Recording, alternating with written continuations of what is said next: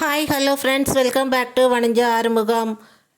இன்றைக்கி நம்ம என்ன பார்க்க போகிறோன்னா இந்த பாவக்காவை வச்சு தான் ஒரு டிஷ் பண்ண போகிறோம். இப்போ நமக்கு வெயில் சீசன்லாம் ஆரம்பிச்சிடுச்சு. இனிமேல் நம்ம ஒவ்வொரு வத்தலாக நம்ம போட்டு வச்சுக்க போகிறோம். மழை காலத்துக்கு நமக்கு ரொம்ப யூஸ்ஃபுல்லாக இருக்கும் வத்தல் செஞ்சு வச்சுக்கிட்டோம்னா. இன்றைக்கி நம்ம இந்த பாவக்காவை வச்சு தான் வத்தல் பண்ண போகிறோம்.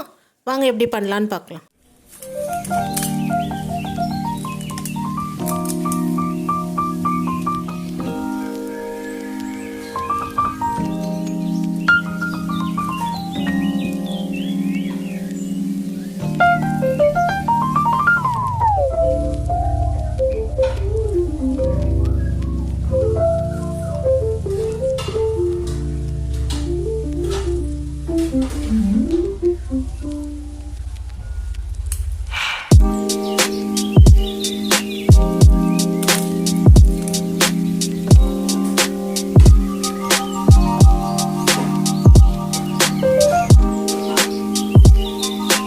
இப்போ பாவக்காவை நல்லா கழுவி தண்ணி இல்லாமல் நல்லா தொடச்சி வச்சுருக்கோம்.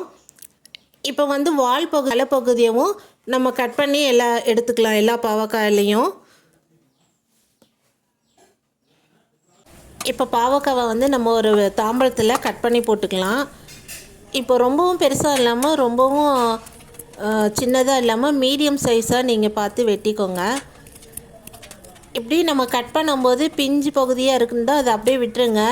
கொட்டை முத்தின கொட்டையாக இருந்துச்சுன்னா அந்த கொட்டையை மட்டும் எடுத்துட்டு மீதியை கட் பண்ணி போட்டுருங்க. கொட்டை ஹார்டாக இருக்கும், அதனால் கட் பண்ண முடியாத இடத்துல எல்லாம் இந்த கத்தியை வச்சு கொட்டையை எடுத்துட்டு அதுக்கப்புறம் கட் பண்ணிடுங்க. இது மாதிரி எல்லா பாவக்காயும் நம்ம கட் பண்ணி எடுத்துக்கலாம். இப்போ எல்லா பாவக்காயுமே நம்ம எல்லாமே ஒரே மீடியம் சைஸில் கட் பண்ணியிருக்கோம். நமக்கு இருக்கிற பாவக்காய் எல்லாமே பிஞ்சு பாவக்காவாக இருக்கிறதுனால நமக்கு அப்படியே கட் பண்ணியாச்சு. 1-2க்கு மட்டும்தான் விதை முத்தின விதையாக இருந்ததுனால அதை மட்டும் நம்ம எடுத்துருக்குறோம். மற்றதெல்லாம் பாருங்கள் பிஞ்சு விதையாக தான் இருக்குது. சைஸும் பார்த்திங்கன்னா ஒரே சைஸில் தான் நம்ம கட் பண்ணி போட்டிருக்கோம். அப்போ தான் நமக்கு வெந்து காயறதுக்கு எல்லாமே ஈவனாக ஒரே மாதிரி காஞ்சி வரும். இதை இப்போ வேக வச்சிடலாம். ஒரு அகலமான பாத்திரம் எடுத்து தண்ணியை சூடு பண்ணிக்கோங்க. தண்ணி சூடு வந்ததுக்கப்புறம் நம்ம கட் பண்ணி வச்சுருக்கிற பாவக்காய் எல்லாத்தையும் அதில் சேர்த்துக்கோங்க. சேர்த்ததுக்கப்புறம் இதில் ஒரு பிஞ்ச் அளவுக்கு மஞ்சத்தூள் சேர்த்துக்கோங்க. 1 ஸ்பூன் மஞ்சத்தூளும் கல் உப்பும் இதோடு சேர்த்து ஒரு 5 நிமிஷம் அரை வேக்காடாக வேகட்டும். இந்த பாவக்காய்க்கு தகுந்த மாதிரி உப்பு போட்டுக்கோங்க. ரொம்ப உப்பு போட்டால் கச்சிடும்.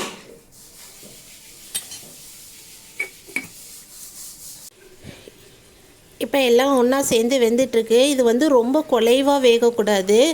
இப்போ நம்ம கையில் எடுத்து நம்ம நசுக்கி பார்த்தோன்னா அது வெந்திருக்கிறது பதம் நமக்கு தெரியும். அப்போ நம்ம அதை வடித்து இப்போ எல்லா பாவக்காயும் நல்லா வெந்துடுச்சு. இதை ஒரு வடிகட்டி கரண்டி எடுத்து வச்சு இந்த பாவக்காய் எல்லாத்தையும் வடித்து ஒரு பேசனில் நம்ம மாற்றிக்கலாம். இதே மாதிரி நம்ம இருக்கிற எல்லா பாவக்காயுமே நம்ம வடித்து எடுத்துக்கலாம். அதுக்கப்புறம் நம்ம வெயிலில் கொண்டு போய் காய வச்சுக்கலாம்.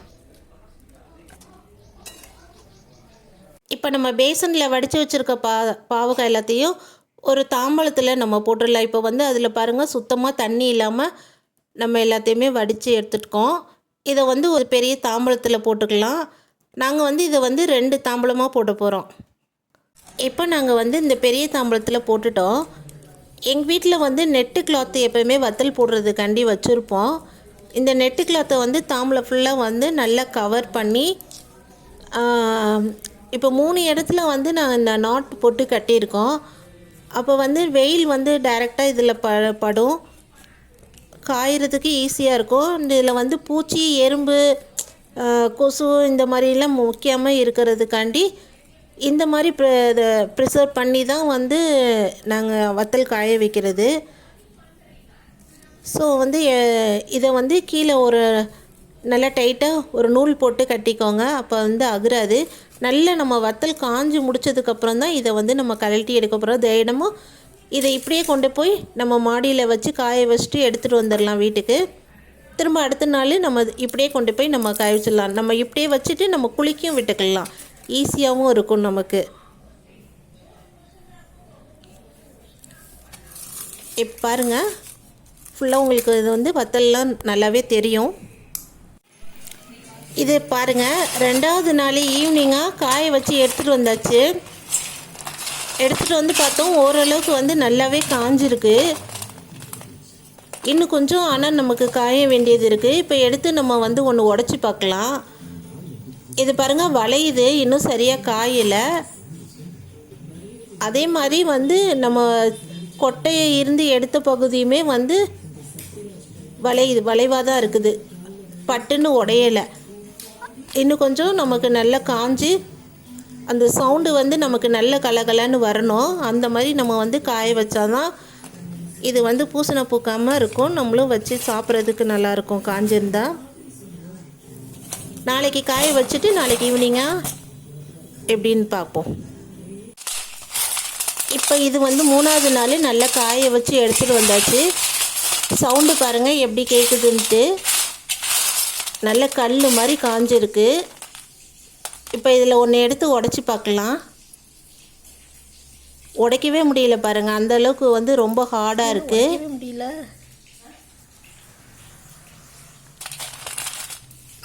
வேறு ஒரு பீஸ் எடுத்து உடச்சி பார்க்குறேன். இதுவுமே வந்து உடைக்க முடியல. ரொம்ப ப்ரெஸ் பண்ணி உடைச்சாதான் உடையுது. இப்படி நல்லா காஞ்சிருந்தா தான் நமக்கு ரொம்ப நாளைக்கு கெட்டு போகாமல் நல்லா இருக்கும். இந்த வத்தல் வந்து இப்போ நம்ம அந்த வெயில் காலத்தில் போட்டு வச்சுக்கிட்டோம்னா நம்ம மழை காலத்துக்கு வந்து வத்த குழம்பு இதெல்லாம் வைக்கிறதுக்கு ஈஸியாக இருக்கும். அதுவும் இல்லாமல் இது வந்து வறுத்து சாப்பிட்றதுக்கும் நல்லாயிருக்கும். இப்போ நம்ம ஆயிலில் வந்து இதை கொஞ்சம் போட்டு பொரித்து எடுத்துக்கலாம். நம்ம வந்து காஞ்சி அதை எடுத்துருக்கும் போது ரொம்ப சின்னதாக இருந்துச்சு. இப்போ நம்ம ஆயிலில் போடும்போது பார்த்திங்கன்னா நல்லா பெருசாக பொரிஞ்சு வருது. இதில் வந்து நாங்கள் வந்து மிளகாத்தூள் வந்து நாங்கள் சேர்க்கலை. உங்களுக்கு விருப்பம்னா நீங்கள் அதை சேர்த்துக்கோங்க. நாங்கள் வெறும் உப்பு மஞ்சத்தூள் மட்டும்தான் அதில் சேர்த்துருக்கோம். அது பொரிச்சோன்னே நமக்கு வெள்ளையாக இருக்குது. இதே நம்ம மிளகாத்தூள் சேர்த்துருந்தோம்னா நமக்கு கலர் கொஞ்சம் பிளாக்காக இருக்கிற மாதிரி இருக்கும். அதனால தான் நாங்கள் அதை சேர்த்துக்கல. உங்களுக்கு விருப்பப்பட்டால் நீங்கள் வந்து மிளகாத்தூள் வந்து அதில் சேர்த்து வேக விட்டு எடுத்துக்கலாம். இது எதுக்கெல்லாம் சூட்டபுளாக இருக்கும்னு பார்த்தீங்கன்னா சாம்பார் சாதம், ரசம் சாதம், தயிர் சாதம், பழைய சாதம் எல்லாத்துக்குமே வந்து இது ரொம்ப சூட்டபுளாக இருக்கும். இதை நீங்கள் ட்ரை பண்ணி பார்த்துட்டு எப்படி இருக்குன்றத கமெண்ட்டில் சொல்லுங்கள். இதே மாதிரி இன்னொரு வீடியோவில் வந்து இன்ட்ரெஸ்டிங்கான ஒரு குக்கிங் வீடியோ உங்களுக்கு போடுறேன் நெக்ஸ்ட்டு. நான் போடுற வீடியோ உங்களுக்கு பிடிச்சிருந்துச்சின்னா லைக் பண்ணுங்கள், ஷேர் பண்ணுங்கள், கமெண்ட் பண்ணுங்கள், முக்கியமாக சப்ஸ்கிரைப் பண்ணுங்கள். தேங்க்யூ ஃபார் வாட்சிங் மை சேனல்.